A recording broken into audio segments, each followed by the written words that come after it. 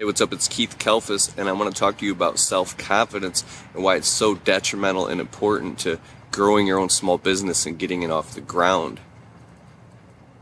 Personally, I was the guy who had no self-confidence. I was the weird guy at parties who wouldn't talk to anybody in fear that I'd say something stupid or get criticized. After I leave, they would say, "That guy was weird. Why was he so isolated?" That was me. So it took a long time for me to build self-confidence. So I believe that I'm the guy who's totally qualified to talk to you about this stuff and teach you this stuff.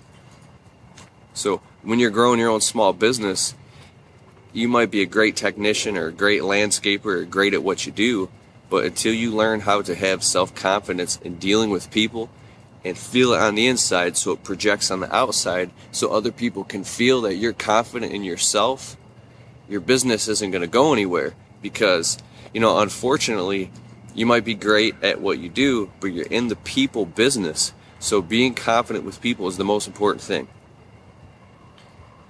I'll tell you a quick story. On top of my landscaping business, a few years ago, I started a window cleaning company as well. I basically added a whole window cleaning division onto my company.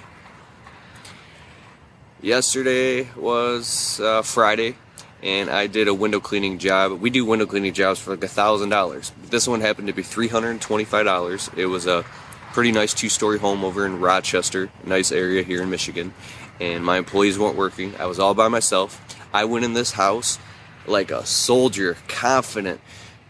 Right in front of the family, I jumped up on their kitchen sink and started popping the screens off, running around, opening up all the shades, and just non-stop work. Banged the whole job out in about 4 hours and walked away with $325. Quick, easy profit. Well, it wasn't physically easy, but it was simple, and I got it done, and I was totally confident. And even though I was running around these people's house, pulling up all their blinds and moving their furniture like a madman, the confidence that I portrayed of this unconscious competence gave them the sub-communication as I just ran up their stairs and started going inside of their bedrooms where they've, got personal belongings. I don't care. I'm looking at the windows. They could feel trust in me. They, their attention was aware for a minute. And they're, oh, he's fine. And they went back to what they were doing, and they let me do my job at the end, collected the money, got out, go to the next job. My first window cleaning job, especially in a residential home, I was so scared and so nervous, and I had no confidence. My knees were shaking, and I could barely clean the frickin' windows. I was obsessing over every little thing, afraid to knock something over. Oh my God, I gotta move this chair out of the way. And that probably freaked those people out, and that's why I lost a lot of those customers in the beginning. They never called me back because I had no confidence, my prices were way too low, and I was just I look like some desperate guy off Craigslist trying to make $1. And that's the last person I want you to be. That's the last person I want you to be. I want you to be totally confident and believe in yourself. So what's it going to take for you to realize that you're valuable? The skills that you possess and who you are in your life story. Excuse me. I always make videos right after I eat. It's weird. But, who you are is so valuable. And the mathematical anomaly or the amount of precision it took for you to be here right now in this time and place is so amazing. It's an unfolding miracle. And that you're an amazing, beautiful human being, and you totally need to give yourself credit. And I want you to just, whether it takes getting angry or letting something go or saying, that's it, I am the shit, I am the man, right? You are the man. You are the man, and there is nobody else in the world like you who can do what you can do and has what you have to offer. So have an attitude of gratitude and of service. Be confident in yourself and your abilities, and go out and look in the eyes of your customer with so much certainty in your heart and so much confidence that they trust you and they don't want anybody else to do the work, and that they'll happily pay you double of what another company would charge them. Confidence is so important. It's so hard to just say, be confident. Because I used to hear that crap all the time when I was younger and I had no confidence in any area of my life. People say, you need to grow your confidence, or you need to be more confident. How the fuck was that gonna help me? That didn't help me at all. All that did was feel like like someone was criticizing me, because I'm like, yeah, you think? I know I don't have any confidence, but I'm coming to you seeking help, and then you're gonna criticize me saying, yeah, you ain't got no fucking, you need to build your confidence. It's like, I was so sick of that shit, and I realized it because it can't be spoken about. And one thing is, they never made a statue of a critic. The people in your lives, let me say that again, they never built a statue of a critic.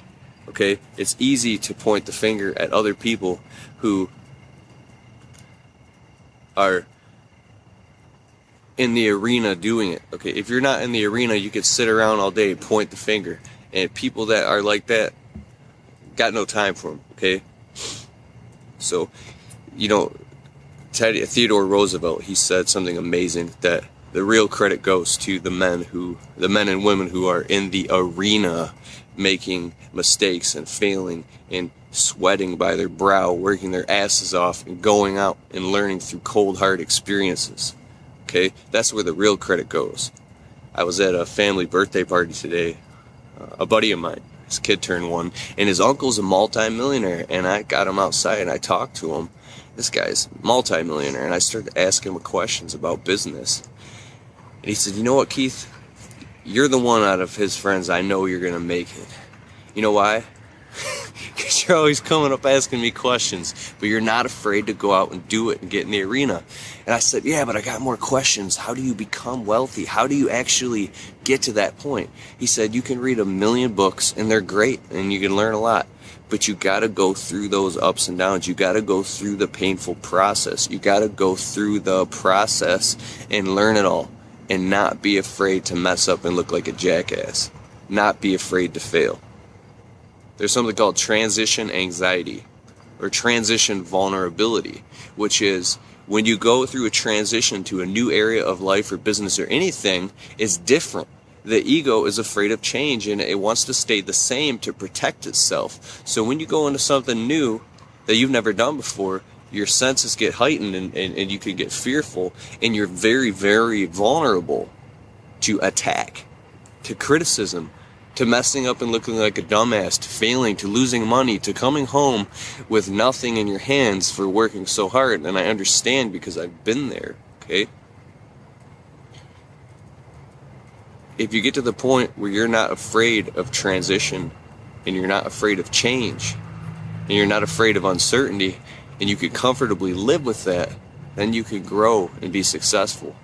By operating on your edge, by operating on the edge of being uncomfortable through confidence, you could totally do it.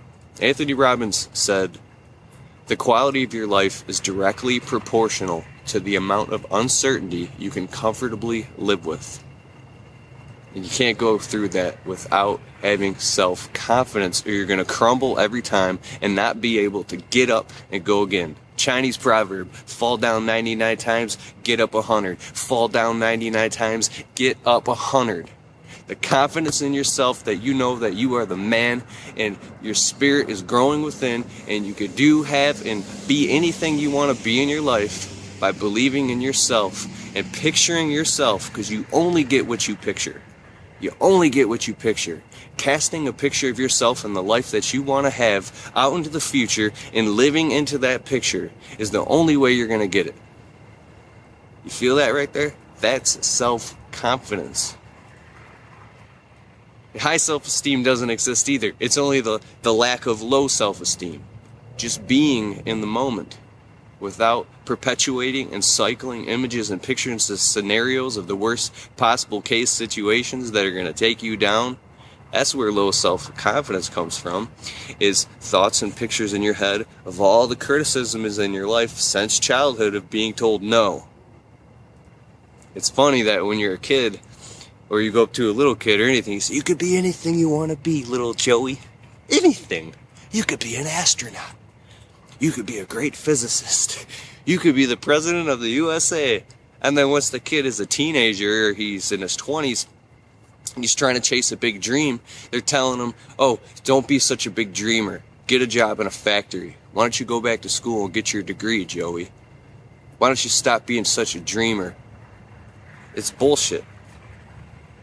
I do have a client who's a multi-millionaire, and he took me for a ride in his Ferrari. It was awesome. And he was telling me, he's like, Keith, your head's so far up your ass. I want to tell you something. Dreams are bullshit. Dreams are bullshit. You focus on what you know, and you become the best in the world at it. And I was like, what do you mean dreams are bullshit? And it took days for that to sink in.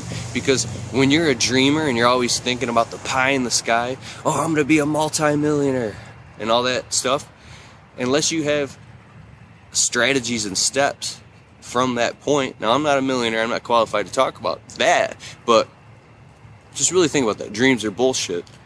It's kind of true. Right here, right now, today, what are you doing right now to make your future better? And what are you doing about building your self-confidence to that point where you can actually have it happen for you? I'm ending this video now. Hope you got something out of it. And thank you very much. I'm really dedicated to teaching you this stuff. Keith Kalfas out.